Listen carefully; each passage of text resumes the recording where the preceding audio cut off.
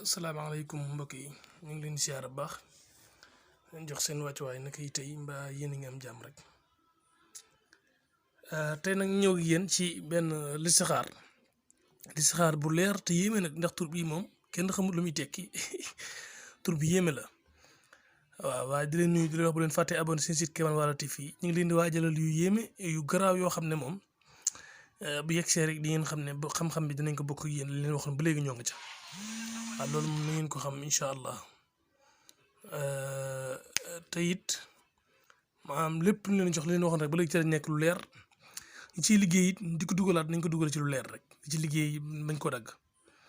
waaw ñii kaas nag naan nañ tontu message yeeg ak appel yooyu nañ xam ne liggéey jàmbur ñun boo ñu woowee di ñu laaj ak ki ñu woo di ñu liggéeylu dañuy liggéey jàmbur ba pare am ñoo xam ne liggéey nañu ñoom bañ fàtte yaakaar ne mu ngi noonu te teewul ba léegi ñu ngi ci liggéey ba ñun liggéey jàmbur nañ koy topp rek même dina bu jàppee ba neex sax dañ si topp mu gën a neex waaw loolu mooy suñu mébét ñun li ñu barke Seydina Mohamed defal nit ki mu réussir moo ñu ëppal ndam lépp waaw loolu ndam la ndam lu rëy rëy moo tax ñu bëgg ko moo tax it na leen indil yoo xam ne dañ koy listixaar ji gis lu leer nañ 111 nga koy wérdu baat bi laxalaka lahamadu yadaahu may bañ kay gi ñuy woote waataka yu kenn xamut laxalaka lahamadu mi ngi nii yadaahu mi ngi nii baat baa ngi laxalaka lahamadu yadaahu laxalaka lahamadu yadaahu mi ngi nii bii ngi wérdu 111 kese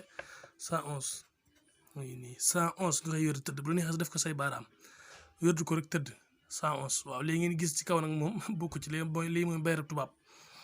moom bayra tubaab la am na ñu koy boole mbind mi lim bi tamit am na nu muy toll waaw bëri na ñu koy liggéeyal ñu nekk Europe ñi bëgg a doon pro yooyu yëpp mu li ko liggéeyalee incha allah bu la tubaab gisee da lay bëgg day gërëm ci yow day gërëm mooy fa bon itam gërëmal la suñu borom neen gërëmal naa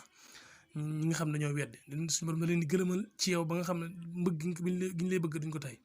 waaw léegi nag listixaar baa ngi nii laxalaka lahamadu yadaahu moo ngi nii waaw mu raw bindaat fee bindaat ko fii laxalaka lahamadu yadaahu 111 lañ koy wérdu danga koy wérdu rek laaj sa soxla bëgg wérdee pare nangam laa bëgg a xam ak nangam sarax yi tëdd